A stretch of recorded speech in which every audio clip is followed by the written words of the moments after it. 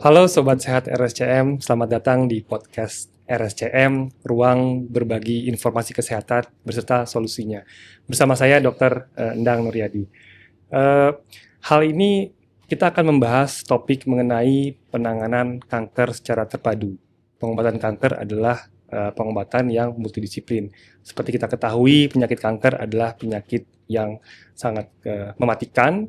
Setelah itu pengobatannya juga harus secara terpadu dengan dokter spesialis dari berbagai bidang ilmu. Bersama saya di sini sudah hadir Profesor Dr. Suhartati Gondowiardjo, spesialis onkologi radiasi. Beliau adalah seorang guru besar di bidang onkologi radiasi atau radioterapi, dan beliau juga adalah seorang tokoh nasional di bidang onkologi atau kanker secara umum. Beliau pernah menjabat sebagai Ketua Komite Penanggulangan Kanker Nasional Kementerian Kesehatan Republik Indonesia. Kita akan diskusi dengan Prof. Tati. Halo Prof, apa kabar Prof? Halo, apa kabar Dr. Bobby? Sehat ya Saya Prof? panggil Dr. Bobby aja ya? Iya, silakan Prof. Ya.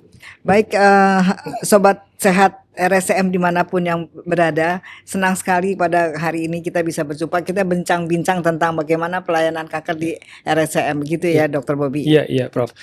Iya Prof, jadi kan sebenarnya penata laksanaan kanker itu adalah penata laksanaan atau pengobatan secara bersama-sama ya Prof ya. Apa sih yang dimaksud penanggulangan atau pelaksanaan kanker secara terpadu Prof? Ya, jadi kan kita ketahui Dr. Bobby juga Sobat Sehat RSCM dimanapun berada. Dr. Bobby ini juga seorang onkolog, jadi kita ngobrol aja ya Dr. Bobby ya. Jadi memang kita tahu kan bahwa penyakit kanker ini kan penyakit yang bukan hanya di pusatnya di mana, dia kan bisa menyebar kemana-mana. Justru perbedaan antara tumor dengan tumor jinak dan tumor ganas itu kan, kalau tumor ganas itu ada benjolan dan dia bisa menyebar baik melalui pembuluh limfe maupun pembuluh darah gitu kan, bisa kemana saja. Sehingga tidak selesai dengan menyelesaikan masalah di lokalnya sendiri, juga harus dikombinasi berbagai obat yang juga akan mematikan sel-sel kanker dimanapun di dalam badan yang ada. Nah, itu kan pada waktu pengobatan. Akan tapi di awalnya kan pada waktu ada benjolan atau ada gejala, itu kan harus dilakukan berbagai macam pemeriksaan. Dari mulai pemeriksaan radiologi, kemudian pemeriksaan laboratorium, kemudian kalau dilakukan biopsi atau pengangkatan tumor, di situ dokter bedah apapun juga berperan. Kan kanker bisa di mana saja. Jadi bisa dari kepala, mungkin yang berperan dokter bedah saraf. Kalau di tulang, di otot, mungkin yang berperan adalah dokter spesialis ortopedi gitu kan. Jadi atau di kepala leher dokter spesialis THT gitu kan. Nah, setelah dokter yang berperan sebagai bedah, patologi anatomi juga berperan. Kemudian tentunya kita radiation oncologist, onkologi radiasi juga berperan, dan juga pada keadaan-keadaan tertentu kita memerlukan pengobatan sistemik, maka dokter penyakit dalam, spesialis onkologi medik juga berperan. Nah, kapan kita melakukan ini, kapan melakukan ini, tentunya kan sangat tergantung pada stadium ya kan. Nah, jadi setiap penyakit kanker dengan stadium tertentu itu sudah ada guidelines yang harus diikuti. Jadi harus sudah ditetapkan dari awal apa yang akan dilakukan, dan itulah yang kita sebut sebagai pelayanan kanker terpadu. Baik. Jadi mulai dari awal tim dokter itu atau tim spesialistik itu dari mulai proses diagnostik ya Prof ya. Proses diagnostik tadi yang Prof sampaikan, patologi anatomi, radiologi, patologi klinik. Setelah ketahuan stadiumnya baru tata laksana. Tata laksana itu juga berbagai macam dokter spesialis di bidangnya. Tapi memang harus sesuai dengan panduan ya Prof ya, guideline. Itu lagi yang tadi kita lupa, supporting.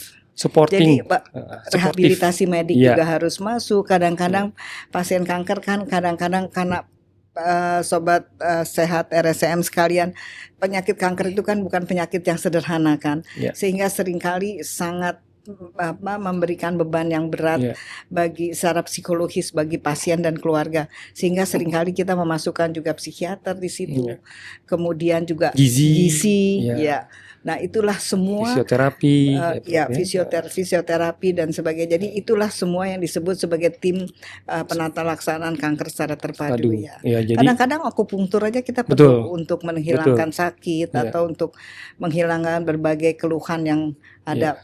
Ya. Ya, jadi Sobat Sehat RSCM yang namanya tadi kanker terpadu tuh pelayanannya tuh holistik, semua pihak mendukung dari mulai diagnostik, tata laksana sama tim suportifnya juga lengkap. Dan ini semua ada di RSCM ya Prof ya?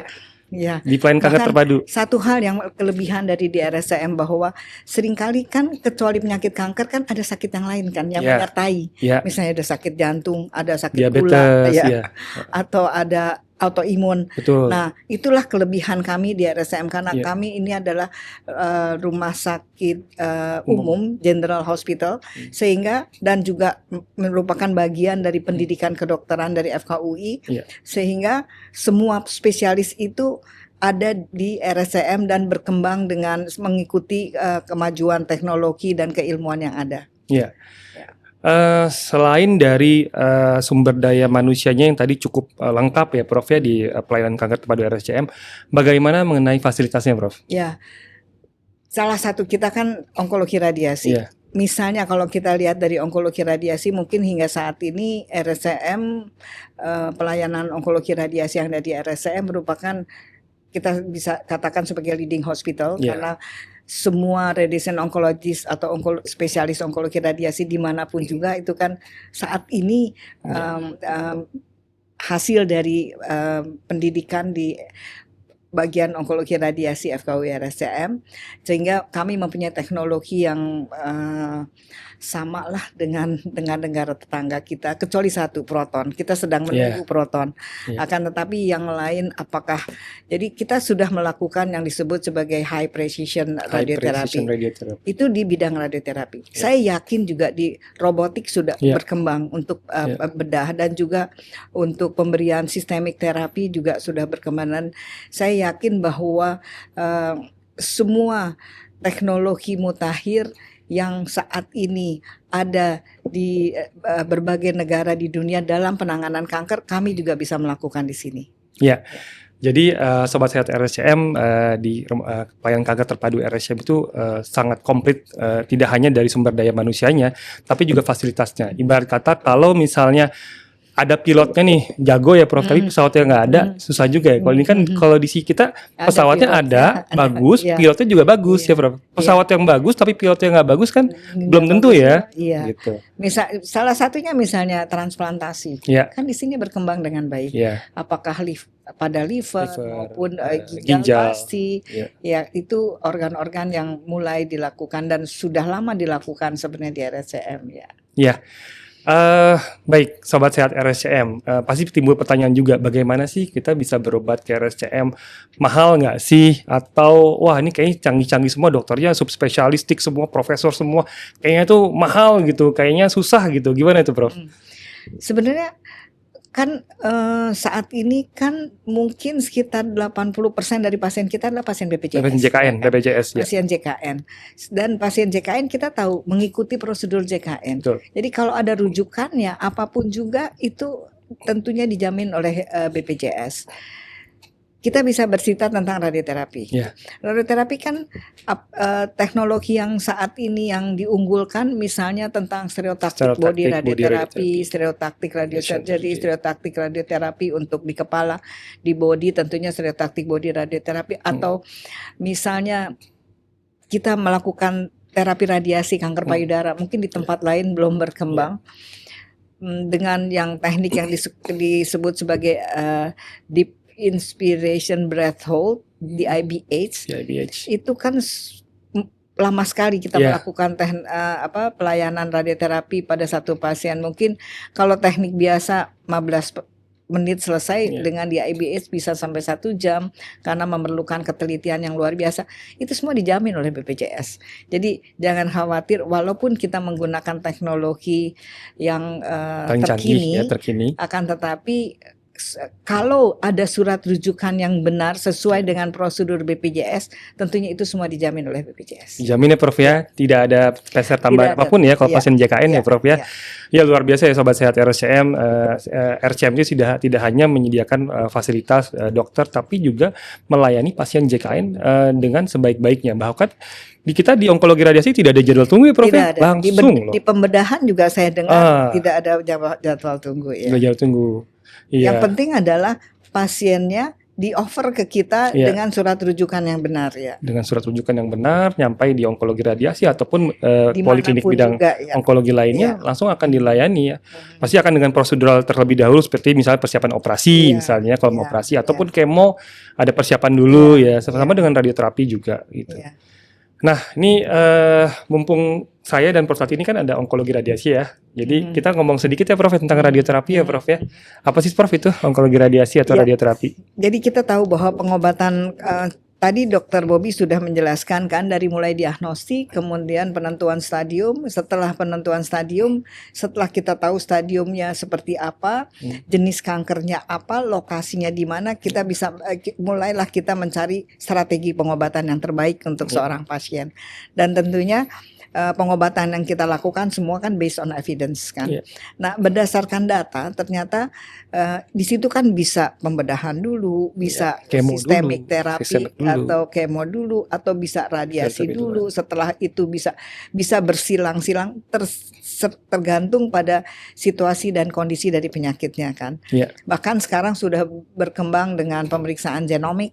Jadi dapat diberikan berbagai terapi targeted maupun imunoterapi.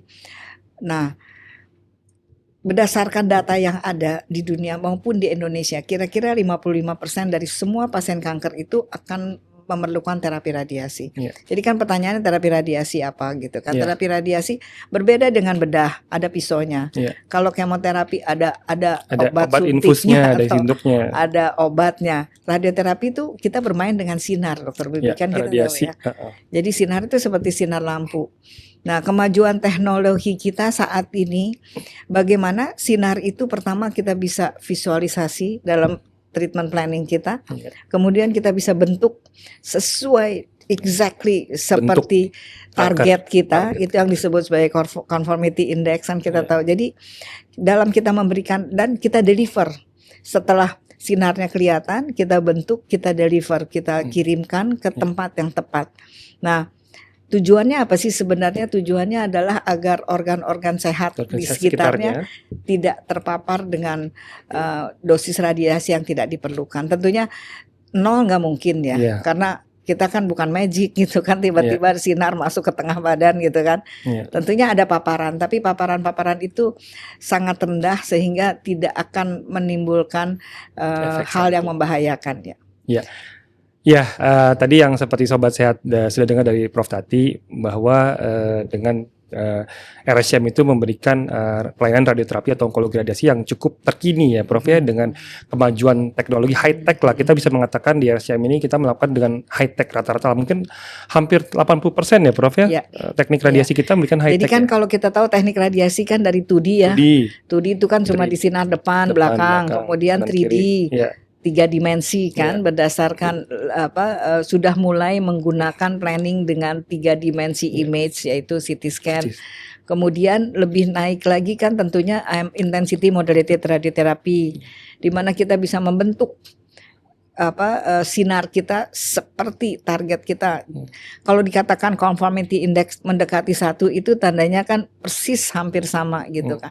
Kemudian yang lebih naik lagi stereotaktik, stereotaktik body untuk badan, stereotaktik radiosurgery, stereotaktik radioterapi, kemudian kita bisa movement management. Jadi kita bagaimana kan badan kita bergerak ya, bergerak bukan kitanya bergerak, nafas kan bergerak, usus bergerak.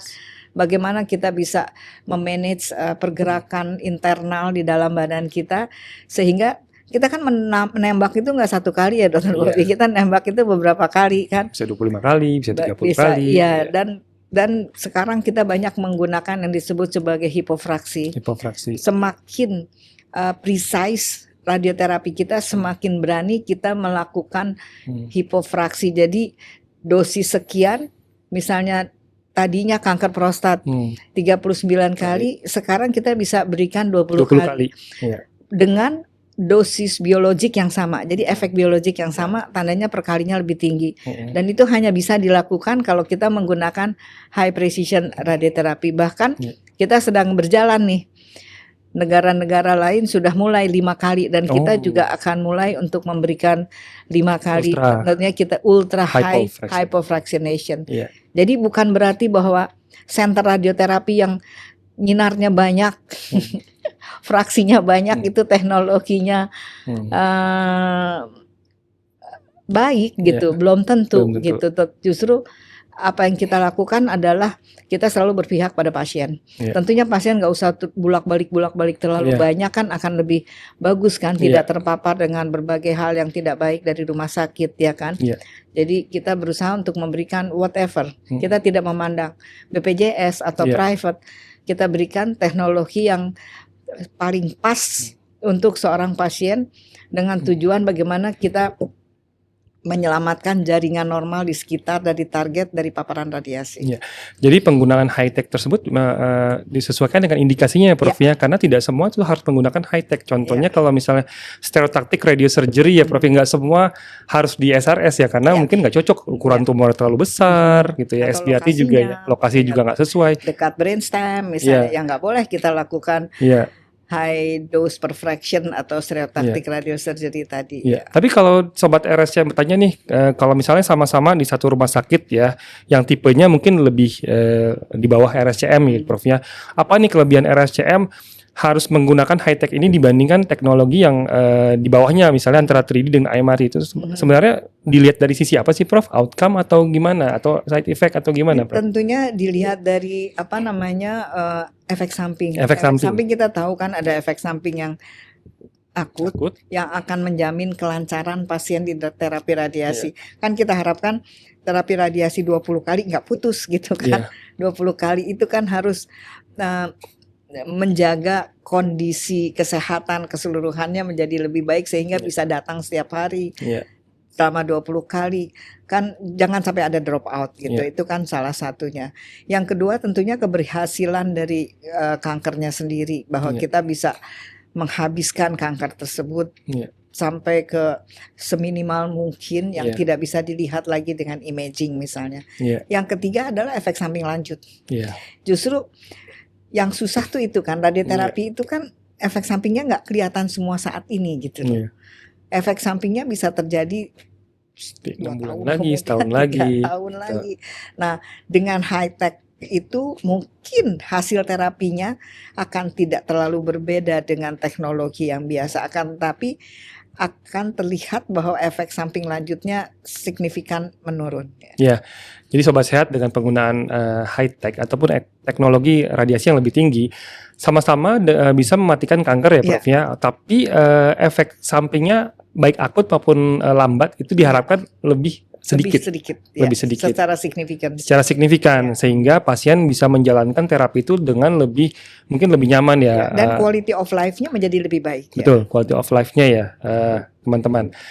Baik, kemudian kita akan bicara mengenai mitos dan fakta ya, sobat RSCM, sobat sehat RSCM. Mitos dan fakta ini kadang memang banyak berseliweran di masyarakat awam. Kadang juga kalau kita browsing ya Prof ya, di googling itu mungkin 90% kali informasinya salah, 80% infonya salah kan. Pemberi harapan palsunya banyak, PHP-nya banyak. Obat kanker pas diklik ternyata jualan herbal gitu ya Prof ya gitu. Mungkin mitos atau fakta nih, sebenarnya kanker itu gimana sih Prof? Bisa disembuhin apa enggak sih? Kita tidak pernah bicara sembuh pada kanker, tapi kita bicara terkontrol. Sama aja dengan gula, hipertensi juga kan terkontrol gitu kan. Semakin cepat, semakin dini kita melakukan pengobatan kanker yang tepat dan benar, maka kemungkinan untuk bisa mengontrol penyakit itu semakin besar. Yang penting adalah bagaimana kita memberikan hasil terapi yang baik dengan quality of life yang baik. Dan apa dampaknya? Oleh karena itu sobat sehat RSCM sekalian, sekali seseorang terkena kanker dia harus kontrol seumur seumur hidupnya ya, Prof hidup. ya. Ya.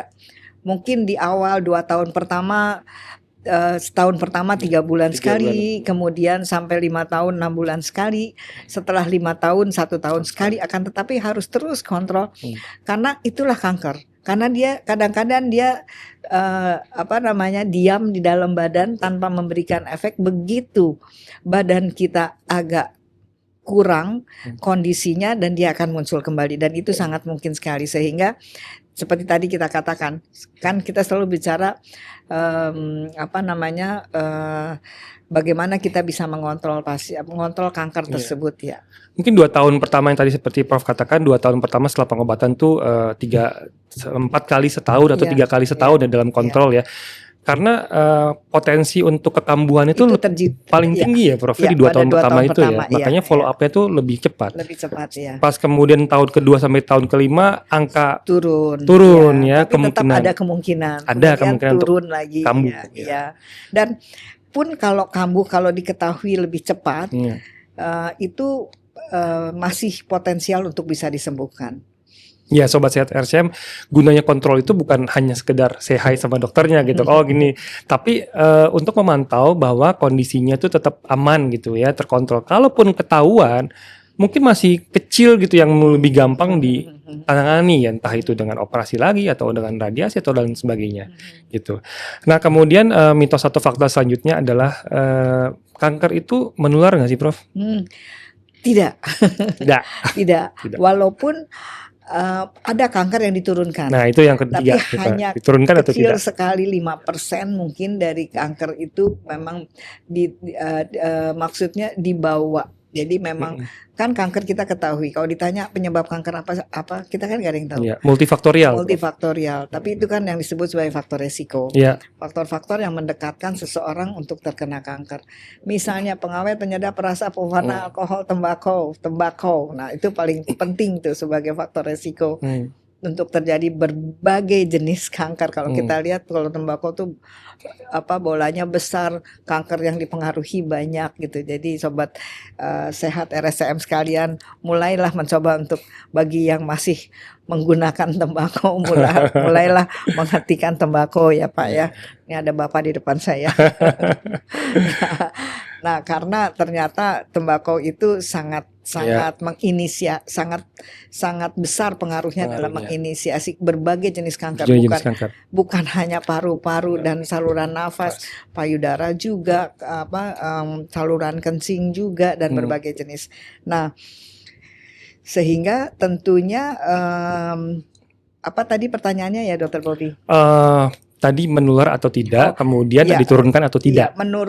Bisa dibawa. Itu kan sebenarnya yang tadi kita sebutkan itu kan akan membuat ada kelainan-kelainan genetik pada gen-gen kita, beberapa kelainan, dan itu yang tadi disebut multifaktorial. Jadilah ada gangguan pertumbuhan dan kematian sel gitu kan, yang menyebabkan kematian, jadi immortal selnya, jadi sel kanker gitu.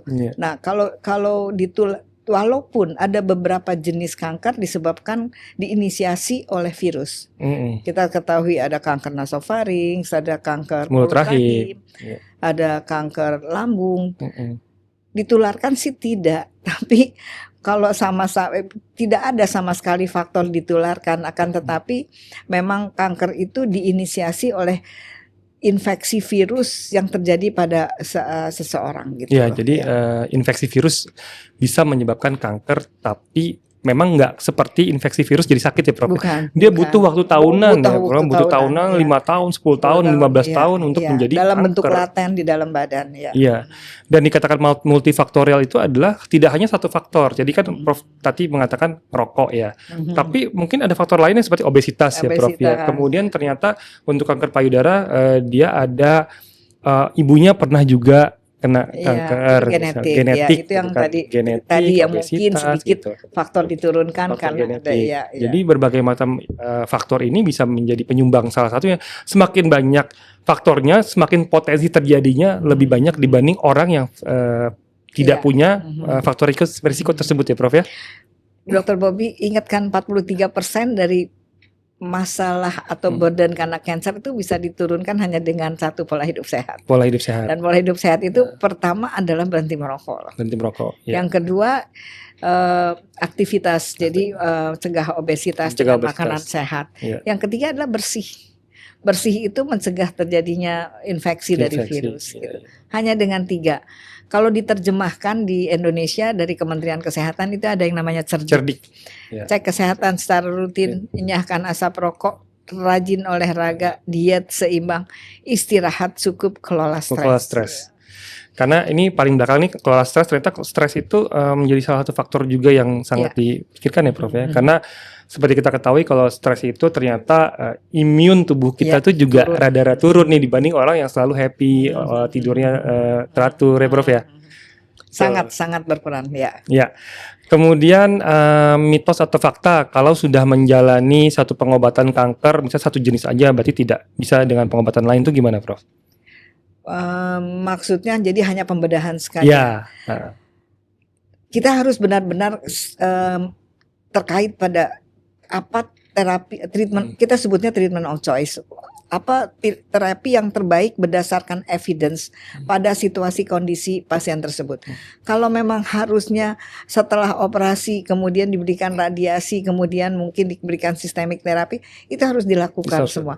Karena kalau satu saja diobati itu nggak ada artinya. Tetap akan terjadi kekambuhan baik lokal maupun kekambuhan di tempat lain. Dan itu hasil pengobatannya akan secara signifikan memburuk kalau pengobatan itu tidak dilakukan secara lengkap ya. Jadi mitos ya sobat sehat RSCM ya. Tadi yang seperti di awal Prof tadi katakan bahwa pengobatan kanker itu adalah multidisiplin karena dari berbagai bidang yang tata laksana baik bedahnya ataupun kemoterapinya. Dan itu sering loh Dokter Bobby itu pasien misalnya kanker ada benjolan di payudara. Terus sudah dioperasi, dipikir udah sembuh gitu loh. Jadi agak mengabaikan, mungkin dokternya mengatakan nanti kembali lagi ya Bu. Kalau misalnya katakan 2 minggu gitu salah lukanya sembuh, plus saja hilang, datang 2 tahun udah tumbuh lagi. Dan itu sudah sulit sekali diobati gitu. Baik. Terus mitos atau fakta yang terakhir nih, apakah mengkonsumsi makanan tertentu itu ataupun jenis satu obat atau makanan tertentu itu bisa menyembuhkan kanker? Bisa menyembuhkan kanker. Kita kembali lagi bahwa fakta bahwa pengobatan kanker itu sudah diuji di dunia. Itu yang disebut sebagai evidence based atau proof by evidence atau pengobatan berbasis bukti. Jadi kalau mungkin aja ada unsur-unsur tertentu dari suatu makanan yang merupakan bagian dari kemoterapi atau sistemik terapi atau seperti itu. Akan tetapi kita kan nggak tahu dosisnya seberapa dan sebagainya, purifikasinya bagaimana. Jadi agak sulit untuk mengatakan bahwa kanker bisa disembuhkan oleh satu macam makanan tertentu gitu karena kita tidak tahu. Dan tapi yang pasti kalau saya percaya bahwa sayur dan buah itu bagus. Jadi kalau itu adalah sayur dan buah dan makanan sehat itu pasti bagus untuk membantu tadi Dokter Bobby mengatakan imun sistem karena kecuali pembedahan mungkin pengobatan baik pengobatan sistemik atau pengobatan radioterapi itu kan memerlukan interaksi kan. Interaksi antara obat itu dengan badan dan badan kita kan harus bagus, harus mempunyai imun yang baik sehingga itu yang harus dipersiapkan oleh seorang pasien gitu loh. Berarti sebenarnya untuk menyiapkan imun yang bagus selain tadi istirahat, kelola stres juga sebenarnya asupan ya Prof ya. Asupan juga harus bagus. Yang baik Kayaknya nggak usah banyak dipantang-pantang ya Prof ya. Kalau selama pengobatan tidak baik. Jadi yang seperti Prof tadi katakan pengobatan itu berbasis bukti ya. Pengobatan medis itu berbasis bukti artinya telah menjalani serangkaian penelitian. Jadi tidak semerta-merta ada obat baru kemudian dipakai untuk menyembuhkan gitu. Siapa tahu keberhasilannya cuma 30% gitu. Jadi buat apa obat itu dipakai ya Prof ya? 70% itu nggak gagal. Panjang ya. Betul. Dari mulai dicawan bahwa suatu obat itu bisa mematikan sel kanker, kemudian pindah ke binatang, kemudian baru pindah ke manusia di fase 1, fase 2, fase 3. Penelitiannya kan masih panjang untuk mengatakan satu agen tertentu itu bisa digunakan untuk pengobatan kanker gitu kan, panjang kan ya? Panjang. Karena obat itu mungkin bagus bisa mematikan kanker, di tapi sel. ternyata di cawan ya. Tapi ternyata belum tentu di hewan coba juga bisa. Atau dia sangat poten untuk mematikan kanker, tapi ternyata efek sampingnya terlalu besar. Kita juga nggak dipakai ya Prof ya? Iya. Gitu. Benar sekali. Ya. Nah kemudian ada juga kalau kita nih sobat. Dan itu bukan obat aja ya, tapi juga peralatan alat-alat yang dipakai untuk mengobati kanker yang dikatakan diklaim bahwa bisa mengobati kanker. Kita harus cerdas gitu, pandai untuk menilai. Memang sudah ada penelitian berbasis buktinya yang mengatakan dia memang bisa mengobati dengan yang tadi Dr. Bobby katakan efek sampingnya bisa ditoleransi oleh seorang pasien. Iya. Kemudian sobat sehat RSCM selain dari pengobatan yang berbasis bukti kan berdasarkan penelitian ilmiah ya. Ada juga orang-orang itu mengatakan saya minum obat herbal ini sembuh loh. Kalau kita ketahui itu kan bukan ilmiah ya, tapi dalam sebatas testimoni ya Prof ya. Testimoni mungkin levelnya itu sangat-sangat di bawah ya Prof ya. Karena kenapa? Testimoni 3 orang yang mengatakan berhasil, tapi 70 orang lainnya meninggal, kita nggak ada yang tahu ya Prof ya. Cuma 3 orang itu didengar, ternyata 70 orang lain mati pakai itu gitu kan. Itu kan testimoni. Nggak boleh bersaksi lagi. Iya, ya mungkin ini yang terakhir gimana Prof pesannya untuk masyarakat mengenai anjuran untuk pola hidup sehat ataupun gimana kita untuk at least screening ataupun mengetahui deteksi dini ataupun mungkin kanker di sekeliling kita gitu Prof. Ya jadi pertama tentunya adalah pola hidup sehat. Pola hidup sehat itu bisa menghindari kita dari terkena kanker. Kalau ada gejala sesuatu yang sudah diobati dengan obat-obat yang biasa tidak sembuh, kita harus berpikir untuk sesuatu yang lebih jauh gitu loh. Dan misalnya benjolan di payudara, jangan takut untuk memeriksakan benjolan, tapi harus diperiksakan karena 80% dari benjolan di payudara itu bukan kanker. Tapi kan kita harus tahu ini kanker atau bukan gitu ya kan. Periksanya kemana? Ke puskesmas, ke vaskes primer. Nanti akan diarahkan kemana sesuai dengan rujukannya.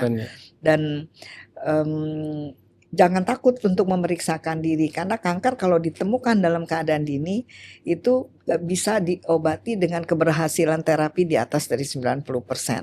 Justru harus diobati dan semua itu harus bisa di-cover oleh BPJS. Dan satu hal lagi, kan ada yang namanya cek kesehatan gratis.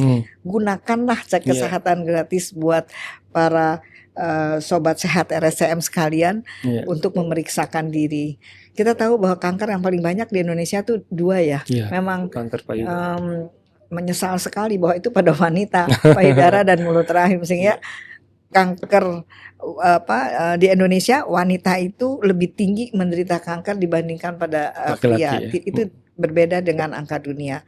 Akan tetapi itulah yang terjadi karena kanker payudara meningkat, kanker mulut rahim belum menurun gitu loh. Jadi mungkin pesan kita adalah untuk sobat sehat RSCM berusahalah untuk hidup sehat dan melakukan pemeriksaan rutin untuk